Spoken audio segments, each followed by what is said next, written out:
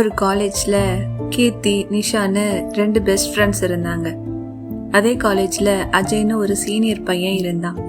இந்த கீர்த்திக்கும் நிஷாக்கும் அவன் மேல ஒரு க்ரஷ் இருந்தது. ஆனா அவன் எந்த பொண்ணையும் கண்டுக்க மாட்டான்.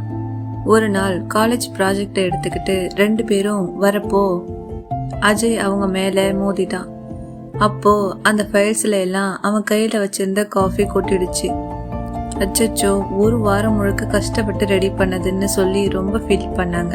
அவனும் சாரி, நீங்க வரதை கவனிக்கல, தெரியாம கொட்டிடுச்சு, நான் வேணும்னா உங்க ப்ராஜெக்டை ரெடி பண்ணி தரேன்னு சொன்னான். ஆனா இன்னைக்கே கொடுத்தாகணும்னு சொன்னாங்க, 2 நாள் மட்டும் பெர்மிஷன் கேளுங்க, நான் முடிச்சு தரேன் அப்படின்னு சொன்னான்.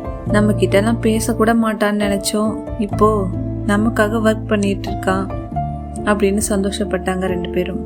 சரி, நீ முடிச்சிட்டன்னு நாங்க எப்படி தெரிஞ்சுக்கிறது, உன்னோட நம்பர் கொடு அப்படின்னு கேட்டு 2 பேரும் நம்பர் வாங்கிட்டாங்க.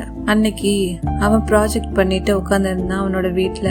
அப்போ 2 பேரும் மாத்தி மாத்தி அவனுக்கு டெக்ஸ்ட் பண்ணிட்டு இருந்தாங்க. செய்யற வேலையை விட்டுட்டு இவனும் ரிப்ளை பண்ணிட்டு இருந்துட்டான்.